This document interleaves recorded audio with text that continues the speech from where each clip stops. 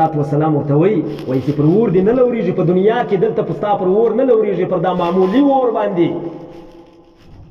چې دغه اور ته څوک ځان ور واچي داسې به محسوس کړي لکه د جهنم په توش باندې چې سوځل کېږي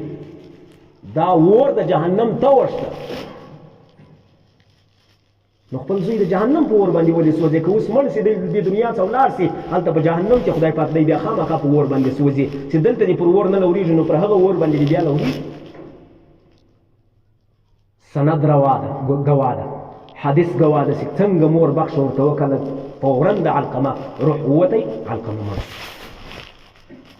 رضی الله عنه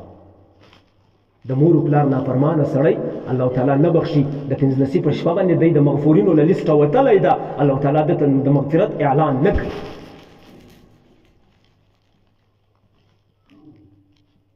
دا یې پنځه شپږم نفر چې څوک شراب څښي هغه ته هم په نن شپه باندې مغفرت نه کېږي خبره به سر رالنډه کړو وخت ډېر کوتا ده او اووم نفر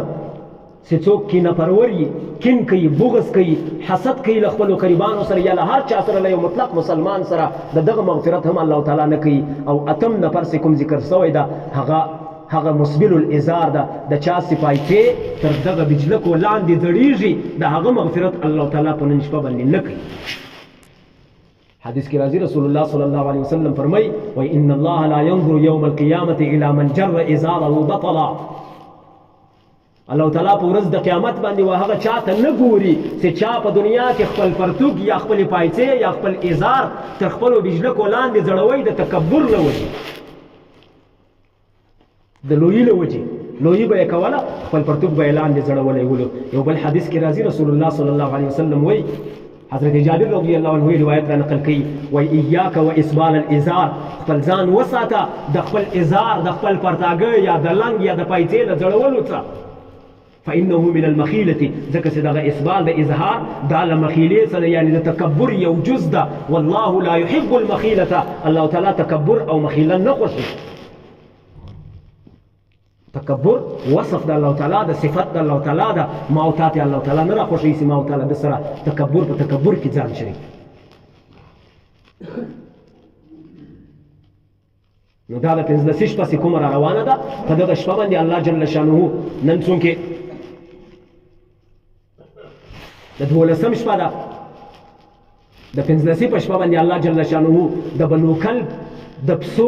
پر ویشتانو د ډیرو انسانانو مغفرت کوي حضرت عائشه صدیقه رضی الله عنها دا روایت را نقل کوي خو په دغه شپه باندې دغه اته نفر چې کوم دي دا الله تعالی د دوی مغفرت او د دوی بخشش نه کوي الله تعالی دې موږ او تاسو د دغو اتو کسانو له حالت څخه وساتي ما دا خبره وکړه چې د دغه شپې په اړه باندې په امت کې ډیر کسان د افراط او د تفریط ښکار دي په دغه شپه باندې ډیر بدعات او رسومات خلک ترسره کوي چې هغه یو شی هم نه دی ثابت نه په حدیثو ثابت دي نه په قرآن ثابت دي نه په فقه باندې ثابت دي یو شی نه دی ثابت خو خلک هغه ټول کارونه کوي او کوم معتمد کتابونه معتمد حدیث دي مرفوع دي صحیح دي یا حسن دي یا حسن لغیره یا لعینه چې هر قسم شه احادیث دي ش روایات را نقل شوي دي په هغو روایاتو کې د نن شپې متعلق داسې خاص عبادت هم نه ده نقل شوی پوری کمزوري روایات ډېر شته کمزوري روایتونه شته خو داسې معتمد روایت نشته چې په نن شپه باندې د یو خاص عبادت رسول الله صلی الله علیه وسلم ښوولی چې په نن شپه باندې تاسو دا عبادت خامخا وکړئ خاص عبادت د دغې شپې دا نشته زموږ مسلمانان چې کله کښېني وایي د پنځلسي په شپه باندې به 7 قسمه سالن خامخا پخوي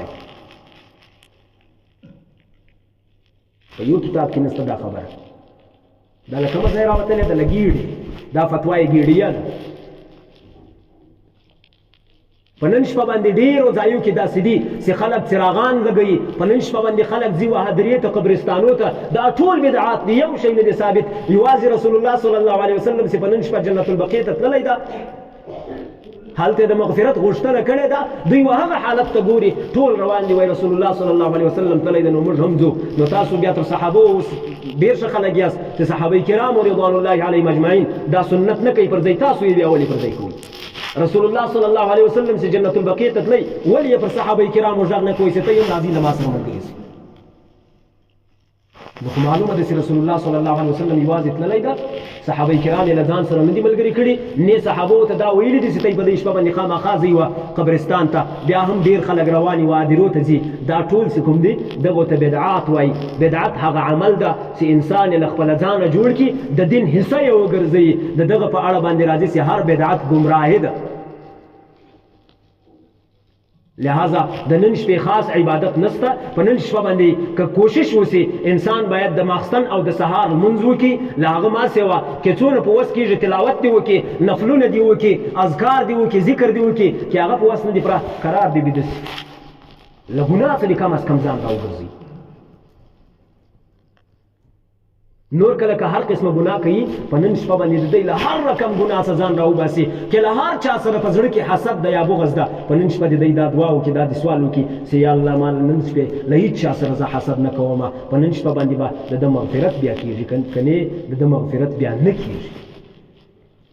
الله تعالی دې موږ او تاسو ته د عمل کولو توفیق را نصیب کړي خدای پاک دې موږ او تاسو ته دا توفیق راکړي چې په نن شپه باندې چې څونه مو په وس کړه د هغه عبادت وکړو له هر قسمه که کوچنۍ ده که غټه ګناه ده له هغې څه ما او تا ځانونه راوګرځوو د هفتې شپه د سوموار شپه د اتوار شپه د سوموار شپه نه د منګل شپه انشاءالله د پنځلسې شپه ده په دغه شپه باندې به الله تعالی د ټولو مسلمانانو مغفرت کوي ما سې وله هغه اتو کسانو او په دغه شپه باندې ما تاسو ته وویل چې یو حدیث کې داسې تورې هم راغلي دي چې الله جل شانو فرمایي دا دنیا ته دغه اسمان ته راځي بیا دا ناره کوي وای هل من مستغفر فاغفر له څوک داسې سته چې له ما څه بخښه وغواړي زه هغه وبخښم په نن شپه باندې تاسو دعا د خپلو ګناهو د بخشش وغواړئ له الله څخه په نن شپه باندې له الله تعالی څخه تاسو رزق وغواړئ الله تعالی به روزي درکړي په نن شپه که تاسو په یو مشکل یا یو مصیبت باندې اخته یاست د زړه له اخلاصه د هغه مصیبت څخه د خلاصون د نجات او د عافیت سوال وکړئ الله تعالی به تاسو سوال واوري او پر هغه باندې به انشاءالله تاسو ته ځواب هم درکړي الله تعالی دې موږ او تاسو ته د عمل کولو توفیق را نصیب کړي وما علینا الا البلاغ المبین